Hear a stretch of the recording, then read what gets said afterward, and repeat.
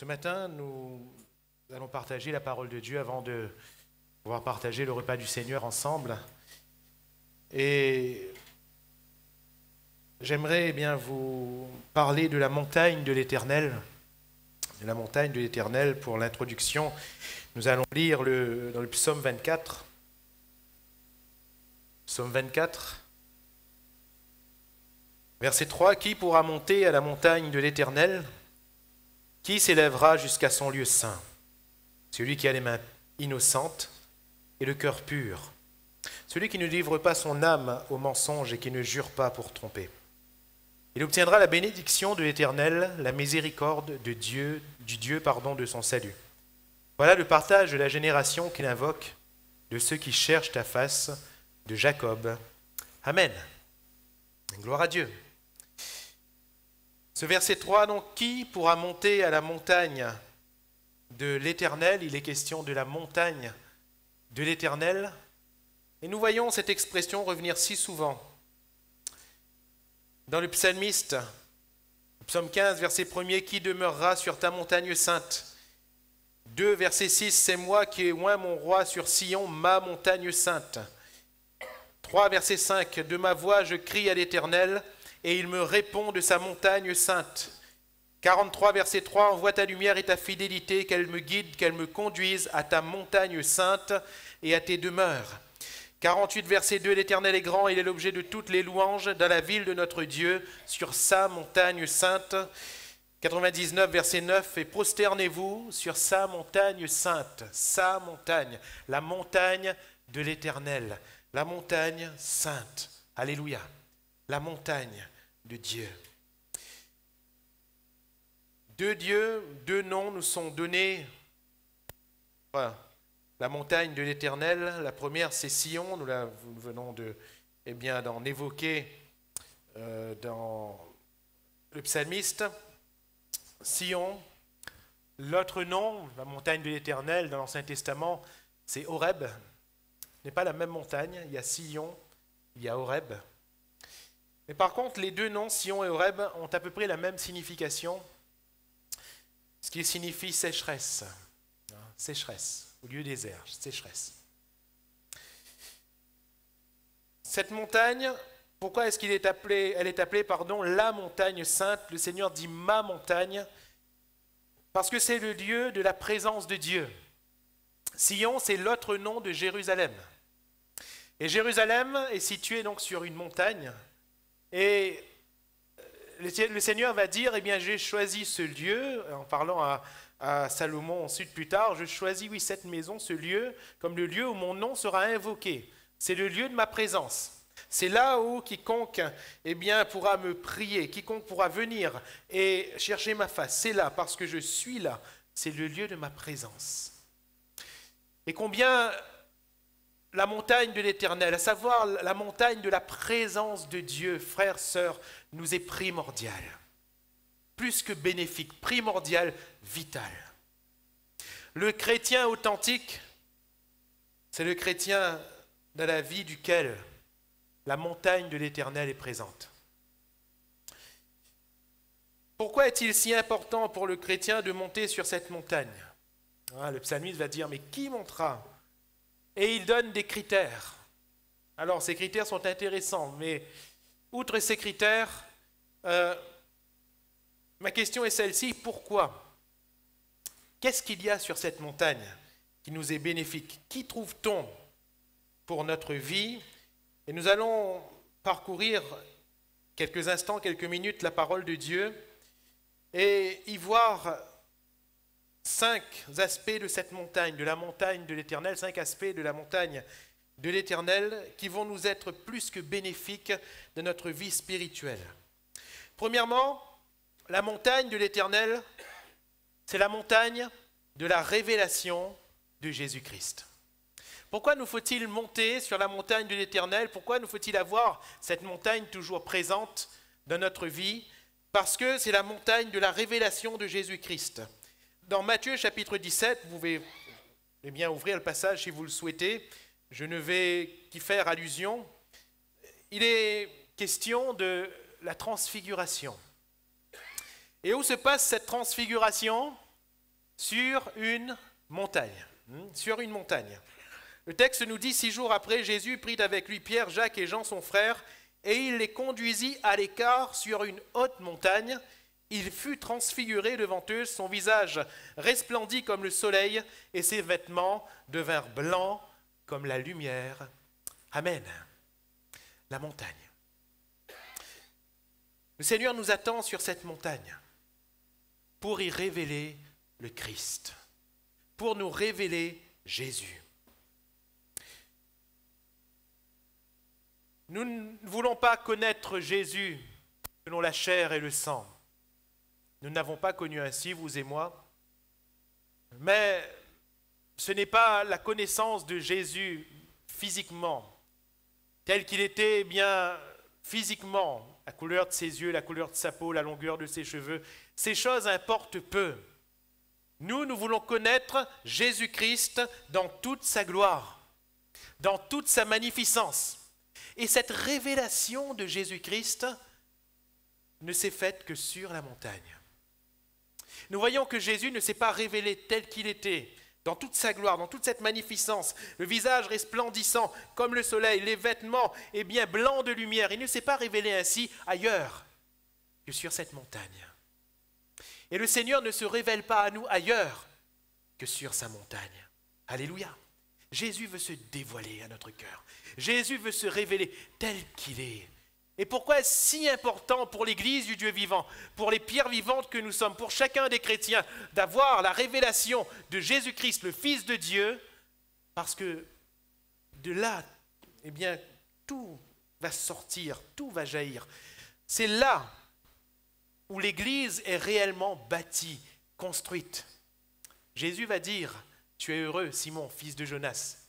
Tu es heureux, car ce ne sont pas la chair et le sang qui t'ont révélé ces choses, mais c'est mon Père qui est dans les cieux. Qu'a eu comme révélation Pierre à ce moment-là? Eh bien, tu es le Christ, le Fils du Dieu vivant. C'était une révélation. Ce n'était pas une opinion. L'opinion et les points de vue divergeaient tellement. Certains disaient, c'est Élie. D'autres disaient, c'est Jérémie. D'autres disaient, c'est un prophète. Mais Pierre, il va dire, tu n'es ni Jérémie, ni Élie, ni un prophète. Tu es le Fils du Dieu vivant. Tu es le Christ. Il y a eu une révélation. J'aimerais vous dire que tant qu'il n'y a pas de révélation de Jésus-Christ dans notre vie, Jésus ne sera pour nous qu'un prophète. Jésus ne sera pour nous qu'un Élie, qu'un Jérémie, que quelqu'un qui est un peu au-dessus de la masse peut-être, quelqu'un qui peut faire quelque chose pour nous peut-être, mais le Fils du Dieu vivant, nous le connaissons par révélation. Nous le connaissons par une expérience personnelle et profonde. C'est pour cela que la montagne est vitale. Jésus les a pris et il les conduisit à l'écart, sur une haute montagne, à l'écart. En général, ce n'est jamais très positif quand on parle de mise à l'écart, pas vrai? Si dans votre travail, dans votre entreprise, vous êtes mis à l'écart, ça sent pas bon. C'est pas trop bon. Quand dans un club de foot, on dit qu'un joueur est mis à l'écart, ça sent pas bon non plus. Hein? Quand dans un groupe de personnes, on met quelqu'un à l'écart, eh bien, c'est négatif. C'est négatif. Par contre, ici, cette mise à part, cette mise à l'écart, est totalement positive. Car la montagne est une mise à l'écart. La montagne est une mise à part. La montagne de l'Éternel, c'est quand on se met à part. Se mettre à part, pourquoi? Pour se sanctifier. Pour ne plus être embourbé dans les choses de la terre, dans les choses de ce monde qui périt. Une mise à l'écart, parce que, on rejette, on repousse tout ce qui fait la perte de ce monde. Une mise à l'écart par rapport au péché. Il faut une mise à l'écart. Mise à l'écart par rapport à l'esprit de ce monde. Il faut une mise à part. Il faut se mettre à l'écart. Il faut cette montagne. Et vous voyez Jésus qui monte sur cette montagne avec ces trois, je les appelle les trois privilégiés. Hein. Avec ces trois, donc, il monte sur cette montagne. Et vous voyez comme le monde recule par rapport à eux. Parce qu'il monte sur la montagne. Alléluia. Et Ils vont de plus en plus loin. Les bruits de la terre sont en bas. Eux, ils sont dans le silence de la présence de Dieu. Les choses, le péché ne les atteint plus parce qu'ils sont sur la montagne où Jésus va leur être révélé. Alléluia. On dirait que tout le reste s'arrête. Tout le reste importe peu. Ce qui importe, c'est Jésus qui les conduit sur la montagne. Alléluia. Jésus veut te conduire sur la montagne ce matin. Jésus veut nous conduire sur sa montagne, celle qu'il a choisie, la montagne de l'Éternel. Il faut se mettre à part. Il faut se mettre à l'écart. Il faut se sanctifier encore. Parfois, on ne comprend pas tout, on ne saisit pas tout. Ça va mal, on souffre. Mais le Seigneur nous attend sur sa montagne. Alléluia. Mets-toi à part. Mets-toi à l'écart. Parfois, il faut se mettre à l'écart des situations que l'on traverse. On est tellement dedans, vous savez, qu'il n'y a que cette situation qui compte. On est tellement dedans, on dirait que le problème remplit tous les espaces, tout l'espace de notre vie, et on ne s'y retrouve plus. Le problème est si intense que ce problème, on l'amène de notre travail, on l'amène de notre maison, de notre famille, on l'amène partout où on va, le problème il est là. On est tellement dedans. Non, il faut se mettre à part. Alléluia. Il faut une mise à l'écart. Aller sur la montagne. Aller sur la montagne. Ces disciples avec Jésus connaissaient déjà un quotidien glorieux. Alléluia. Et quand nous vivons avec le Seigneur, il y a un quotidien qui est glorieux. Mais même par rapport à ce quotidien, le Seigneur les a emmenés à l'écart. À part. Et il y a tout un enseignement. Nous voyons que la montagne de l'Éternel revient très souvent dans la Bible. Pourquoi? Parce que le Seigneur nous attend à l'écart. À l'écart. Il faut prendre un peu de distance, il faut prendre un peu de hauteur. Sur cette montagne, il y a une mise à l'écart. Dans quel but? Se reposer. Il y avait là un repos pour ces 3 disciples de Jésus. Un repos. Et ce repos, le véritable repos de l'âme, se trouve dans la présence de Dieu. Nous nous reposons lorsque nous sommes à l'abri du Tout-Puissant, nous dit le psaume 91. Il y a un repos pour mon cœur, un repos pour mon âme. Et le Seigneur veut me le donner à l'écart, sur la montagne. Ce repos dépend donc d'une intimité, d'une relation, de la relation que nous avons avec le Seigneur. Jésus a pris ces 3, avec qui il avait une relation particulière, pour leur entraîner à l'écart et se révéler à leur cœur. La révélation de Jésus ne se fait que lorsque nous entrons dans l'intimité de Jésus. Et cette intimité sur cette montagne, à l'écart. Un homme et une femme qui sont mariés, mais qui ne sont jamais, à aucun moment, les deux seuls ensemble, n'ont aucune intimité. On peut s'aimer, on peut partager des choses, mais si le mari et la femme ne se retrouvent jamais seuls,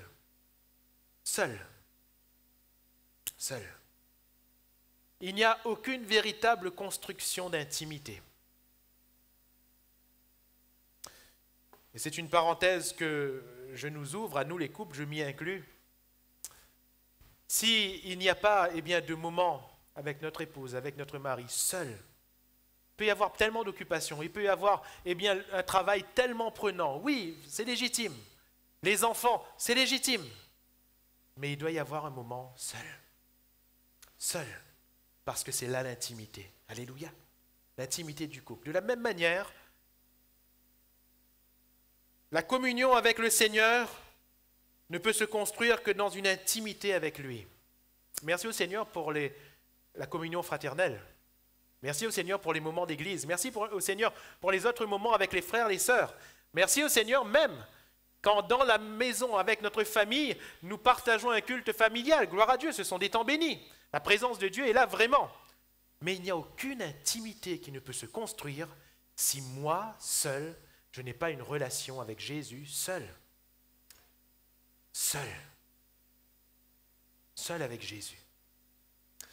Et c'est dans cette intimité que Jésus se révèle. Et dans cette révélation, il y a bien sûr la parole de Dieu qui se fait entendre. Jésus est révélé et la parole de Dieu se fait entendre. Et mes frères et mes sœurs, sur cette montagne, le Seigneur nous y attend pour se révéler à notre cœur. Il y a un seul Seigneur, un seul Jésus. Mais notre expérience est tellement personnelle. Je ne veux pas connaître le Jésus de mon frère, le Jésus de ma sœur. Je veux connaître mon Jésus. Je ne veux pas écouter seulement l'expérience qu'a eu mon frère ou ma sœur avec Jésus. Vous savez, quand j'entends les expériences, j'ai deux sentiments. En même temps, je suis tellement heureux et en même temps, je suis tellement jaloux. Tellement heureux d'entendre que des frères et sœurs ont une expérience personnelle avec Jésus. Mais moi, je me dis, Seigneur, je veux avoir encore et encore et encore des expériences seul à seul avec toi. Seul à seul avec Jésus. Révélation de sa personne. Et quand il y a la révélation de sa personne, l'Église se fortifie, s'édifie. Alléluia. Vous vous rendez compte que si chacun d'entre nous, les pierres vivantes que nous sommes, nous avons chacun une relation intime avec Jésus et dans notre cœur la révélation personnelle de Jésus-Christ, combien l'Église est puissante. Puissante. Par manque de révélation de Jésus. Je crois que, eh bien, il y a des failles et des faillites. Mais si nous sommes dans cette révélation, nous marchons dans cette révélation, nous recherchons cette révélation, la montagne de l'Éternel, alors la puissance de Dieu se révèle. Non pas à partir de ce que disent les autres, mais de notre expérience personnelle. Je disais récemment, cette semaine, donc je ne sais plus à qui je le disais, mais l'expérience de cette Samaritaine, finalement, elle est tellement parfaite. Parce que Jésus se révèle à elle, personnellement. Et il y a là une révélation du Fils de Dieu. Elle va dire, mais ne serait-ce point le Messie? Mais c'est lui, d'après ce que j'ai goûté, d'après l'expérience personnelle que j'ai eue, la révélation de sa personne que j'ai eue, je reconnais en lui le Messie. Qu'est-ce qu'elle fait? Elle entre dans son village et elle partage partout. Premièrement, ces villageois sont venus à partir de l'expérience de cette personne. Il faut un début. Mais ensuite, qu'est-ce qu'ils vont dire? Nous ne croyons plus à cause de ce que tu as dit, mais nous l'avons entendu nous-mêmes. Alléluia. Nous l'avons entendu nous-mêmes. Ainsi, je ne me construis pas seulement à partir de ce que toi, tu m'as dit, de ton expérience à toi, mais j'ai une expérience personnelle, une révélation personnelle de Jésus-Christ, la montagne de l'Éternel. Et le Seigneur nous attend sur cette montagne ce matin. Où est ton expérience personnelle avec Jésus? Où est la révélation de Jésus dans ta vie? Où se situe-t-elle? Seulement au début de la conversion? Je crois que cette montagne est quotidienne. Je crois que Jésus veut se révéler tous les jours à notre vie. Pierre, Jacques et Jean n'avaient pas la révélation de Jésus seulement ce jour-là, mais chaque jour, Jésus allait se révéler à leur cœur.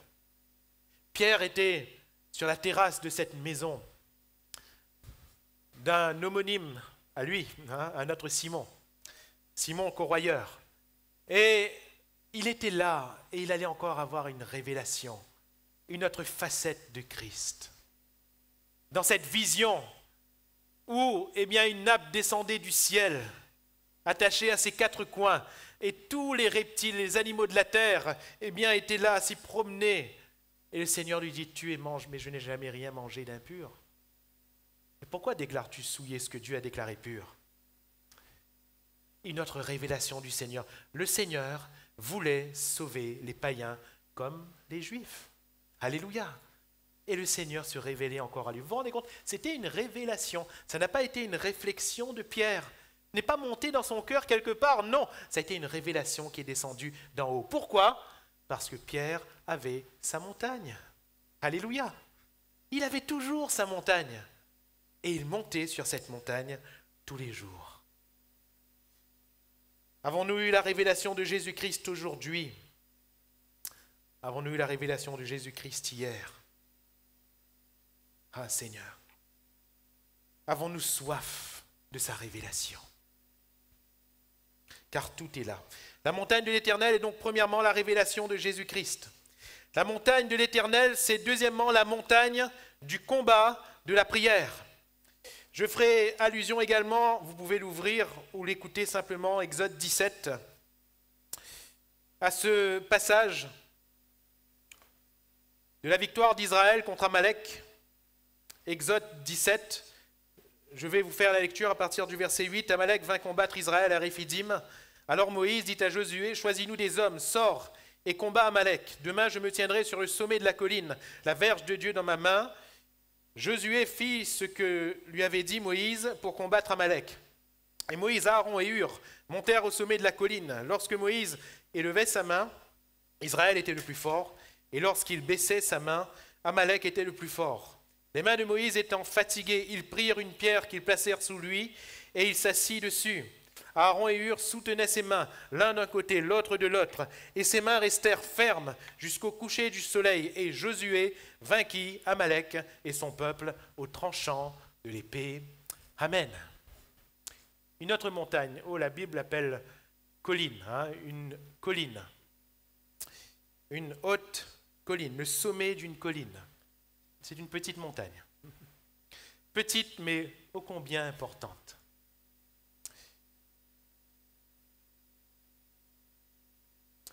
C'est la montagne du combat, de la prière.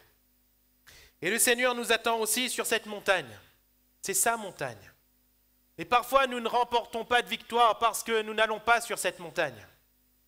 Nous n'allons pas sur la montagne de l'Éternel, qui est la montagne du combat, de la prière. Que s'est-il passé dans ce passage? Il y a une attaque ennemie. Il y a l'attaque d'Amalek. Amalek attaque Israël. Et de la même manière, frères et sœurs, nous sommes attaqués par un ennemi qui ne nous laissera jamais tranquilles. Je dis bien jamais, jamais tranquilles. Le diable ne nous laissera jamais tranquilles.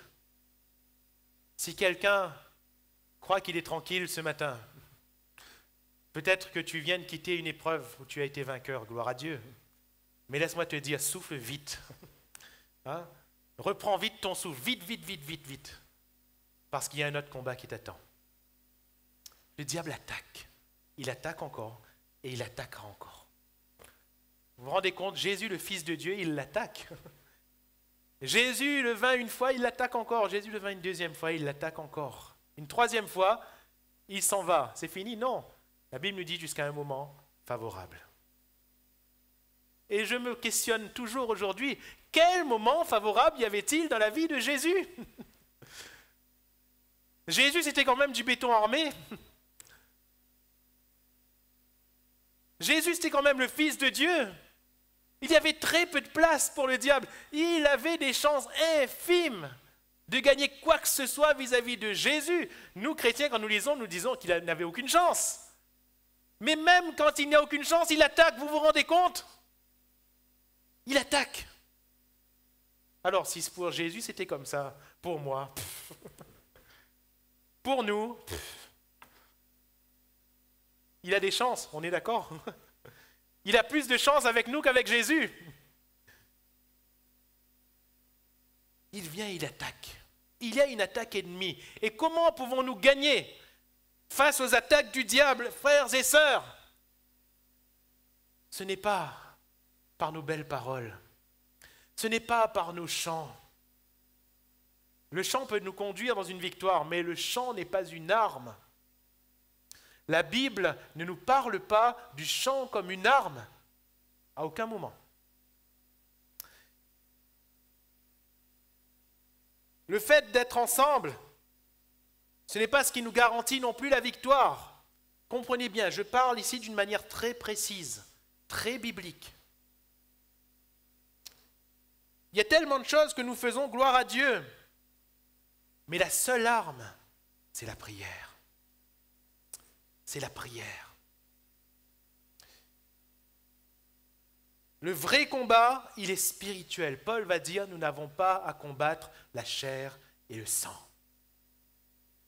La chair et le sang, c'était en bas, sur le champ de bataille. Josué, le peuple, contre Amalek. Mais la Bible nous dit que lorsque Moïse baissait les mains, c'est Amalek qui gagnait. Et quand Moïse montait les mains, c'était Israël qui gagnait. Est-ce que vous serez d'accord avec moi pour dire que le vrai combat, n'était pas en bas, mais il était sur la colline. Bah oui. Le vrai combat, ce n'était pas en bas. Merci Seigneur pour Josué, pour son épée, pour les soldats, l'élite et les autres, pour leurs épées, pour leurs armes. Merci Seigneur. Mais aussi talentueux était-il au combat, dès que les mains étaient baissées, il perdait. Le vrai combat était sur cette colline. Mon frère, ma sœur, très souvent, le vrai combat est sur la montagne.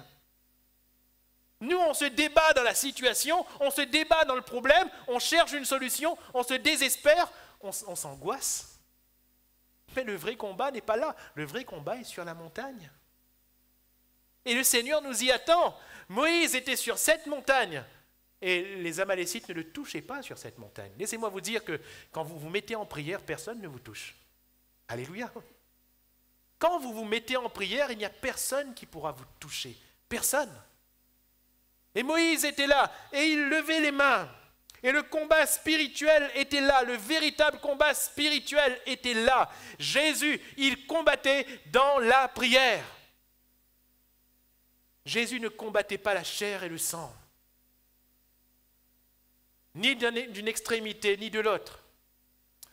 Jésus est bien en face de ses détracteurs. Il ne fonctionnait pas par la chair et le sang, mais il parlait par l'Esprit de Dieu.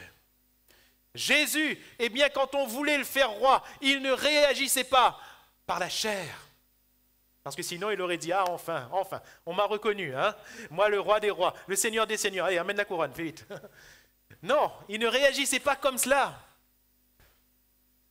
Mais il réagissait spirituellement. Il voyait le piège et il s'enfuyait. Il s'en allait. La réaction juste devient une victoire quand elle a pour base la prière. Jésus, après avoir multiplié le pain, on voulait le faire roi. Jésus renvoie la foule, Jésus renvoie ses disciples. Il veut être seul sur cette montagne pour prier.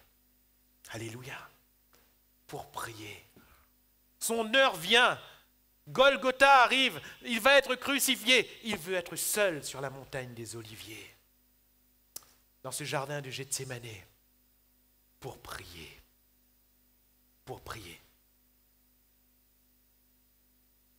La montagne de l'Éternel, c'est la montagne de la prière. Frères, sœurs, cette montagne est-elle présente dans notre vie? Il est toujours étonnant de voir les chrétiens honorer le culte comme la prunelle de leurs yeux. Le culte du dimanche matin, frères, c'est sacré. Il faut qu'on y soit. C'est bien, c'est absolument bien. C'est ce qu'il faut faire et continuer à le faire. Mais pourquoi on ne voit pas la réunion de prière pareil?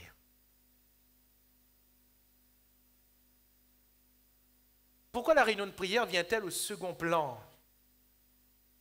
Alors que le vrai combat est là. Là où nous avons besoin des efforts des uns et des autres, c'est là. Et c'est à ce point où je veux venir maintenant. Moïse n'est pas seul sur cette montagne. Il n'est pas seul. Nous parlons de la montagne comme d'une proximité entre nous et Dieu. Mais dans le combat de la prière, nous ne devons jamais être seuls. Aaron et Hur sont là. Alléluia. Ses frères sont là.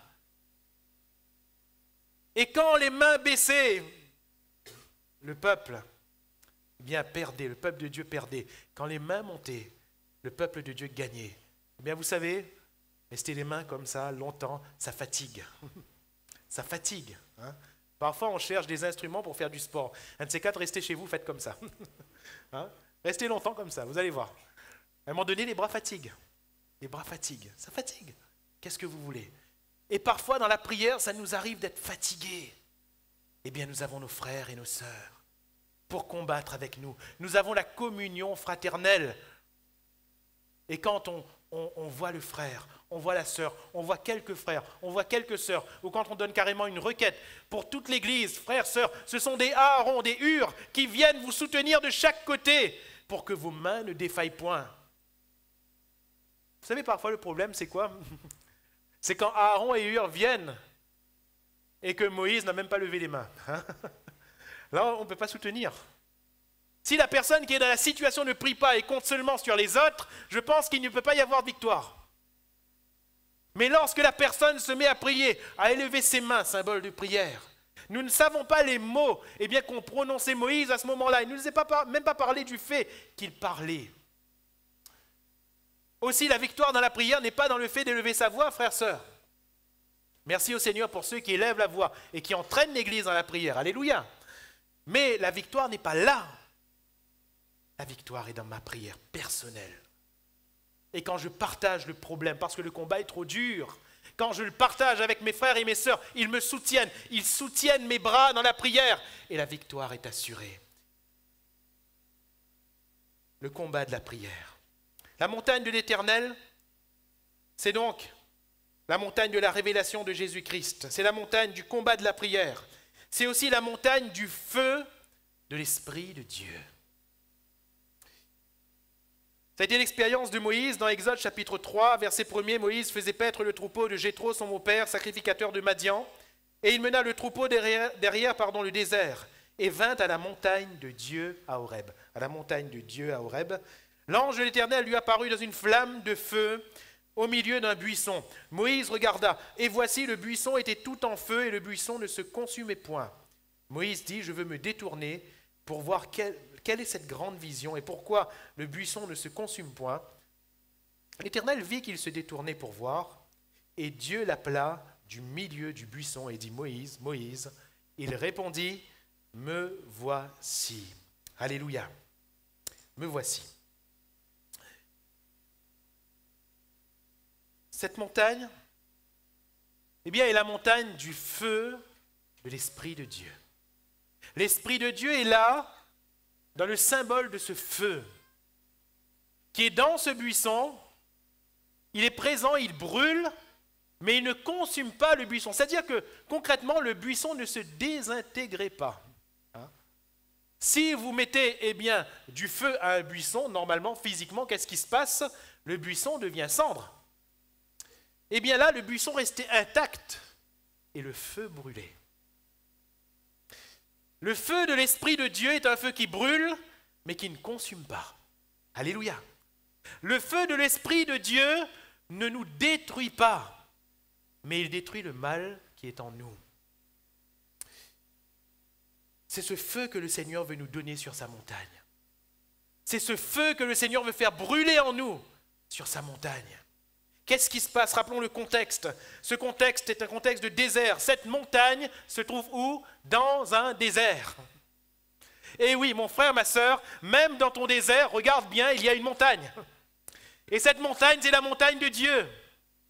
Cette montagne est là pour que tu ne restes pas dans le désert, mais que tu te tournes vers le Seigneur. Parfois, le tort, c'est qu'on reste dans le désert. David n'a pas dit « je reste dans le désert ».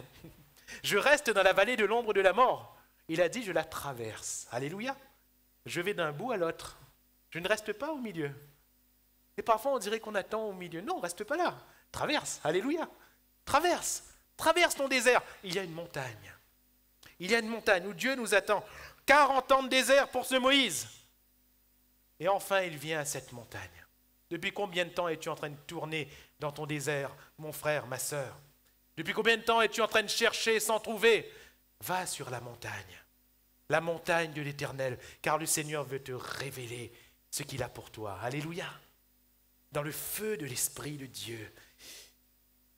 Ce qui caractérise Moïse, c'est donc un désert. C'est aussi un brisement. Cet homme est complètement brisé, anéanti. Brisé. Brisé. Mais j'aimerais vous dire quelque chose. Le Seigneur aime quand on est brisé. Il est venu pour guérir le cœur brisé. Quand nous sommes brisés, le Seigneur aime. Non pas à nous voir souffrir, ce n'est pas cela. Mais quand on est brisé, on peut être manié ensuite par le Seigneur.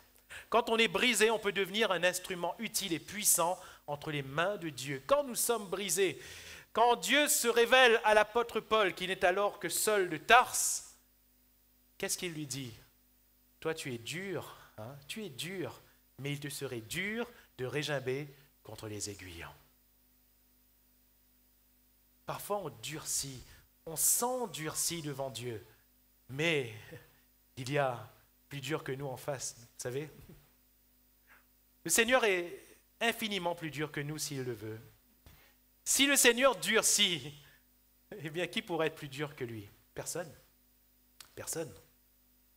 Il te serait dur de régimber contre les aiguillons seul. Il te serait dur. Et Saul est brisé. Et Saul il va dire, mais qu'est-ce que je dois faire? Pourtant, c'était un homme sûr de lui. Il savait où il allait. Il savait ce qu'il allait faire. Et puis le Seigneur stoppe sa route. Plus tard, le Seigneur va le stopper aussi, mais ce n'est plus le même Saul. C'est un autre Saul, c'est Paul. J'ai voulu aller là en Bithynie, mais le Seigneur ne nous y permit pas. Alléluia. Alors, il est descendu là où le Seigneur a voulu. C'est un autre homme, parce qu'il était souple à l'appel de Dieu, à la voix de l'Esprit de Dieu. Et parce qu'il était souple, le Seigneur a pu le conduire. Amen. Le Seigneur ne nous conduit que lorsqu'on devient souple. Eh bien, mes amis, le travail pour nous assouplir, alors quel travail! Quel travail! On est tellement dur de nature. Je suis tellement dur de nature. On est tellement dur. Le Seigneur a un travail à faire. Et le Seigneur, quand il nous brise, ce n'est jamais pour notre mal. Jamais, jamais, jamais. Au contraire, c'est pour notre bien. Si tu es brisé ce matin, c'est pour ton bien. Ne maudis même pas celui qui t'a brisé. Parce que c'est le Seigneur qui l'a voulu ainsi, pour ton bien, pour notre bien. Il y a un brisement, un désert, un brisement. Et ce qu'il y a de beau, c'est que Moïse se détourne de son désert. Je veux me détourner. Alléluia.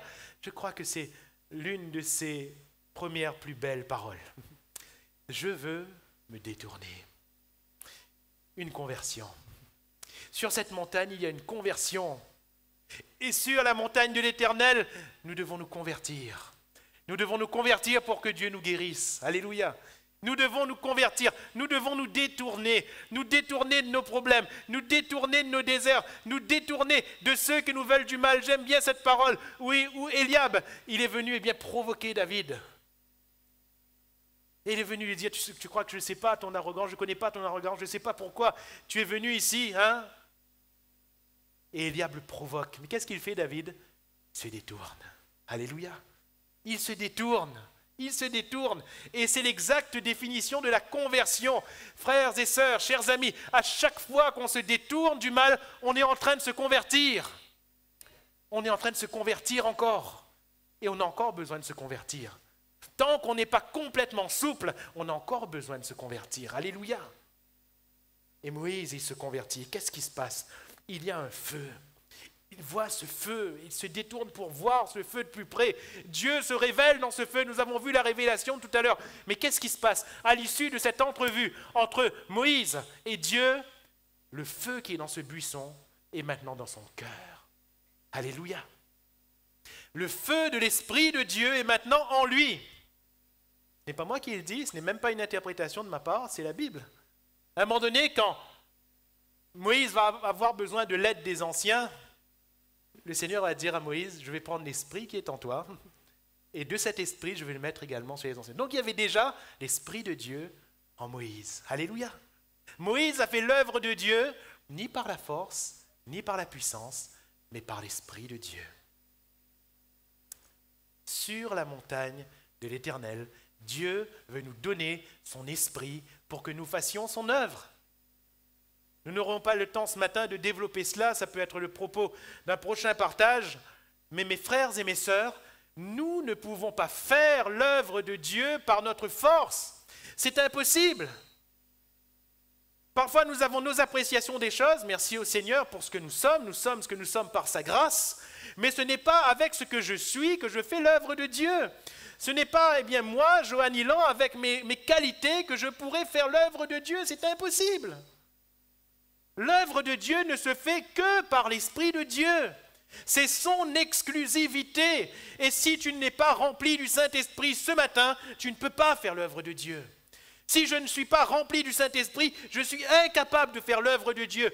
C'est théologique, c'est absolu. À chaque fois que Dieu va choisir quelqu'un pour son œuvre, il va lui donner son esprit. Parce que ce n'est ni par la force, ni par la puissance, mais par son esprit. Alléluia. Et il faut que ce feu brûle dans notre cœur.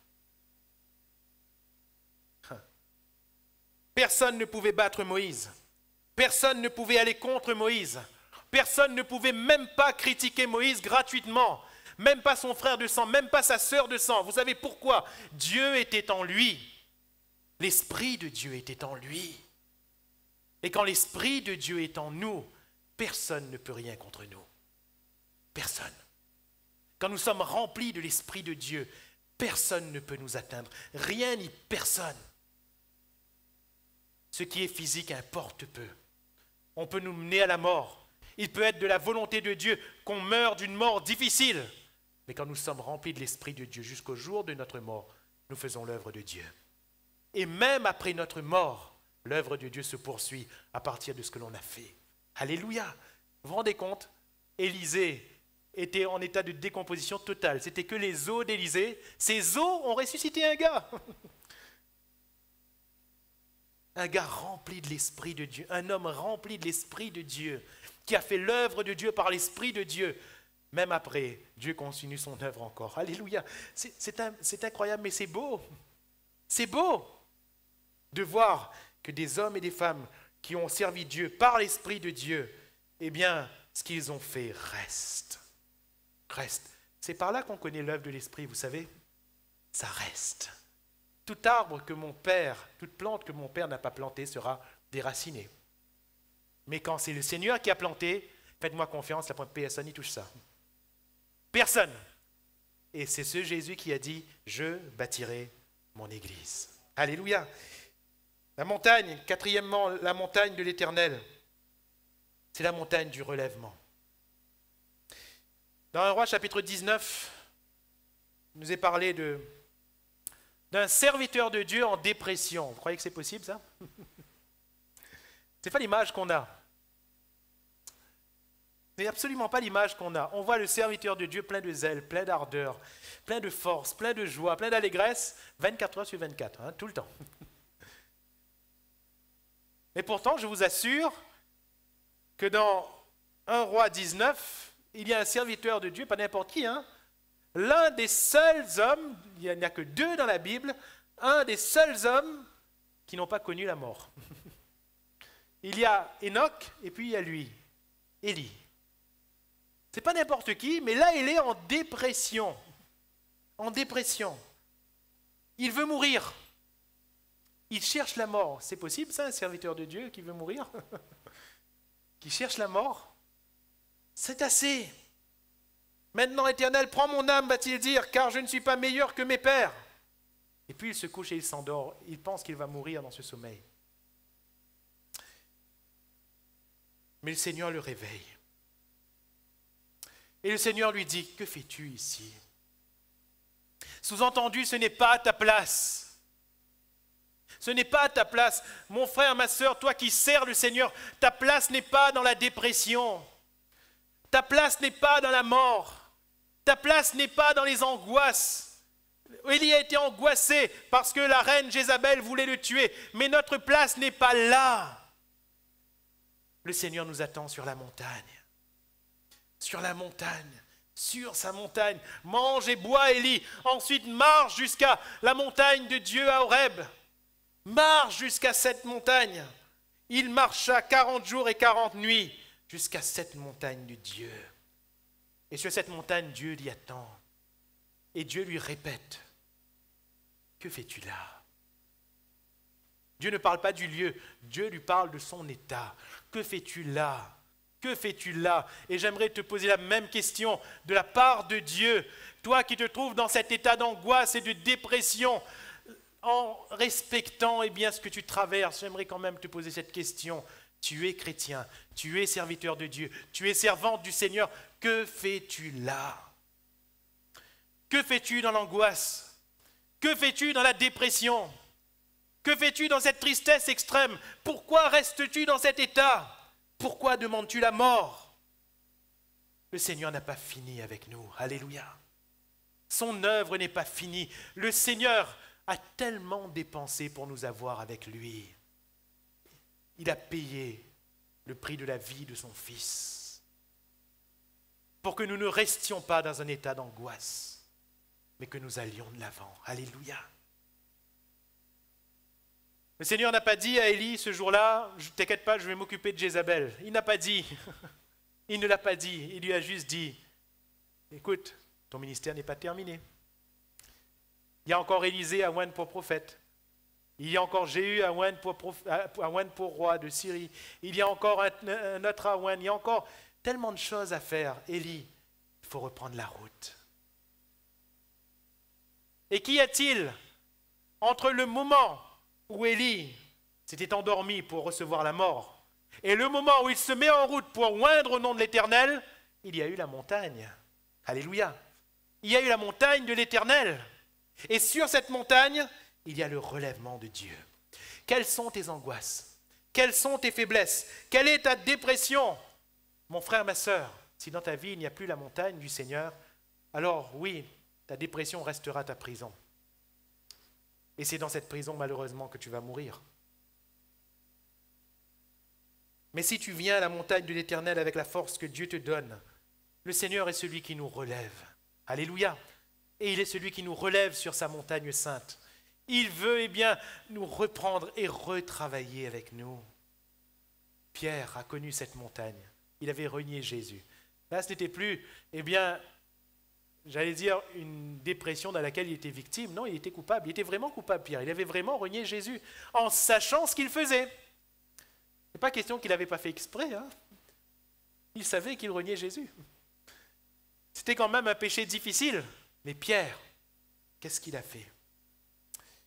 Alors qu'il était dans un coin. Vous vous rappelez, Pierre, c'est celui qui parle le premier, c'est celui qui agit le premier, c'est celui qui est toujours, il vient devant lui, il vient devant. C'est bien, c'est bien. Mais ce jour-là, il était dans un petit coin, il ne cause plus, Pierre. Les autres parlent, mais lui, il ne parle plus. Il est dans un coin, il sait ce qu'il a fait. Il sait ce qu'il a fait. Mais que fait Jésus? Jésus lui dit, Pierre, viens sur ma montagne. Alléluia. Viens sur ma montagne. C'est une montagne spirituelle. Jésus lui dit, est-ce que tu m'aimes? Est-ce que tu m'aimes? Seigneur, tu sais toutes choses, tu sais que je t'aime. Alors, paie mes brebis. C'est-à-dire, reprends l'œuvre. Poursuis le travail. Ce n'est pas fini, Pierre. Pierre croyait que c'était fini. Il a renié le maître. C'est fini. Mais non, ce n'est pas fini. Ce n'est pas fini. Alléluia. Est-ce que tu entends la voix de Dieu te dire, ce n'est pas fini? Il y a encore des choses que le Seigneur veut faire avec nous. La montagne de l'Éternel est celle du relèvement. Et enfin, la montagne de l'Éternel est appelée par Abraham Jéhovah Jireh. L'Éternel pourvoira. Alléluia. L'Éternel pourvoira. Dans Genèse chapitre 22, vous le lirez chez vous à partir du verset 11, il nous est dit, alors l'ange de l'Éternel appela des cieux et dit, Abraham, Abraham, il répondit, me voici. L'ange dit, n'avance pas ta main sur l'enfant, ne lui fais rien, car je sais maintenant que tu crains Dieu et que tu ne m'as pas refusé ton fils, ton unique. Abraham leva les yeux et vit derrière lui un bélier retenu dans un buisson par les cornes. Et Abraham alla prendre le bélier et l'offrit en holocauste à la place de son fils. Abraham donna à ce lieu le nom de Jéhovah Jireh. C'est pourquoi l'on dit aujourd'hui, et elle est belle cette parole, à la montagne de l'Éternel, il sera pourvu. Alléluia. À la montagne de l'Éternel, il sera pourvu. Qu'est-ce qui s'est passé dans ce contexte pour Abraham? Il y a eu une épreuve.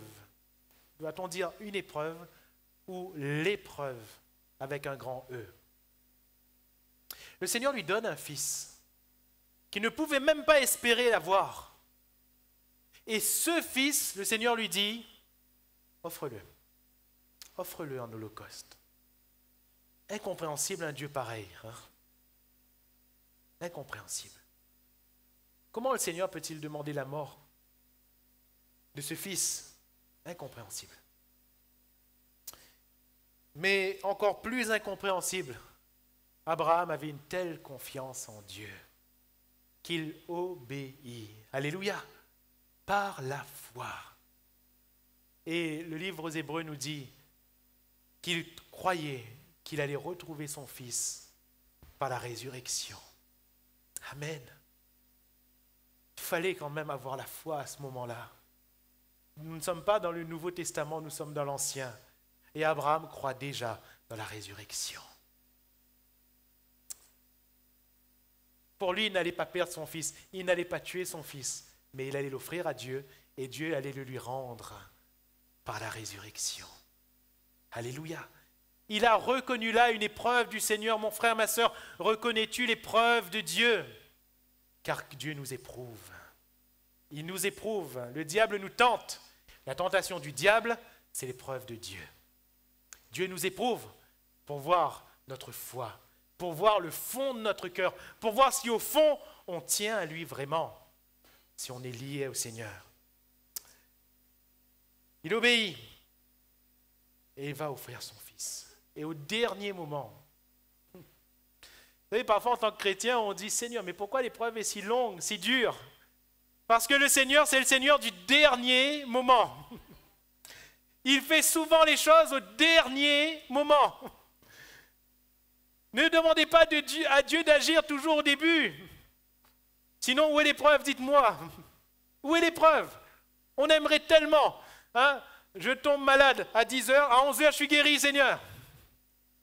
Où est l'épreuve? Où est l'épreuve? Le Seigneur attend souvent au dernier moment. Et au dernier moment, quand Abraham a fait ce geste cruel, qu'il a pris le couteau et qu'il l'a avancé sur son fils, c'était terrible comme tableau. Oh Seigneur, je ne veux même pas l'envisager. Eh bien, le Seigneur parle. Arrête, arrête, car je sais maintenant, eh bien, combien tu tiens à moi. Je sais que tu crains Dieu. Tu ne m'as pas refusé ton fils, ton unique. Et dans cette épreuve, alors qu'Abraham arrive à son aboutissement, que sa foi est éprouvée et qu'il est trouvé vainqueur, qu'est-ce qui se passe? Le Seigneur avait déjà pourvu. Alléluia. Qu'est-ce qui manquait dans le sacrifice? Vous vous rappelez? Isaac va dire, je vois le feu, je vois le bois, mais où est l'animal?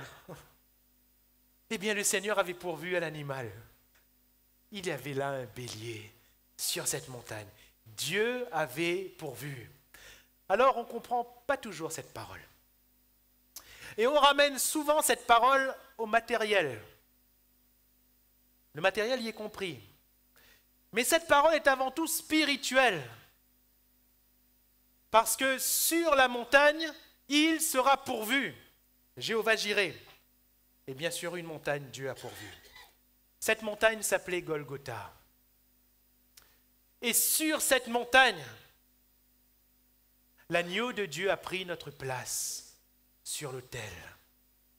Tous ont péché et tous sont privés de la gloire de Dieu. Frères, sœurs, cette montagne, cette croix aurait dû être la nôtre, car le salaire de notre péché était là. Nous devions tous mourir.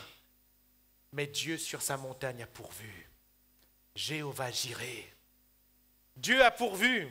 Et comme Abraham a vu ce bélier qui a été offert en sacrifice à la place d'Isaac, eh bien Jésus était sur cette montagne. Il nous avait précédés sur cette montagne. Il a offert sa vie sur cette montagne. Il a pris notre place. Alléluia. Et dans le sacrifice de Jésus, Jésus a prononcé cette parole. Tout est accompli. Tout est pourvu là. Alléluia. Tout est pourvu dans le sacrifice de Jésus. Le pain que nous allons prendre, le vin que nous allons prendre, c'est le Jéhovah Jireh. C'est l'Éternel qui pourvoit. Alléluia. C'est pour cela que c'est un pain de victoire, que c'est un vin de victoire. Le corps de Jésus est un corps de victoire. Le sang de Jésus est un sang de victoire, parce que l'Éternel a pourvu. Tout a été accompli. Tout ce dont j'ai besoin est là, sur cette montagne, à la croix de Golgotha. Alléluia. Tout est là et nous pouvons venir à sa montagne. À la montagne de l'Éternel, tout a été pourvu. Alors, la montagne de l'Éternel, j'aimerais conclure. C'est la montagne de la révélation de Jésus-Christ. C'est la montagne du combat dans la prière. C'est la montagne du feu de l'Esprit de Dieu. C'est la montagne du relèvement. Et c'est la montagne du Jéhovah Jireh, du Dieu qui pourvoit. Vous savez, il y a plusieurs types de montagnes dans la parole de Dieu. Il y a les bonnes, il y a les mauvaises. Jésus a dit, Si vous aviez la foi comme un grain de sénévé, vous diriez à cette montagne, ôte-toi de là, jette-toi dans la mer. Je me demande si parfois on ne s'est pas trompé de montagne. Je me demande si parfois on n'a pas dit aux bonnes montagnes, ôte-toi de là, jette-toi dans la mer. Je me demande si parfois on n'a pas exercé la foi dans un mauvais contexte, en désignant la mauvaise montagne. Frères, sœurs, est-ce que la montagne de l'Éternel est toujours présente dans ta vie, dans ma vie? Les montagnes des difficultés, on peut les déplacer. Les montagnes des assauts de l'ennemi, on peut les déplacer par la foi. Mais ce matin, voulons-nous monter sur la montagne de l'Éternel, là où tout est pourvu? Le sacrifice de Jésus est parfait, où le Seigneur nous attend pour nous prendre avec lui et nous mettre à l'écart. Alléluia.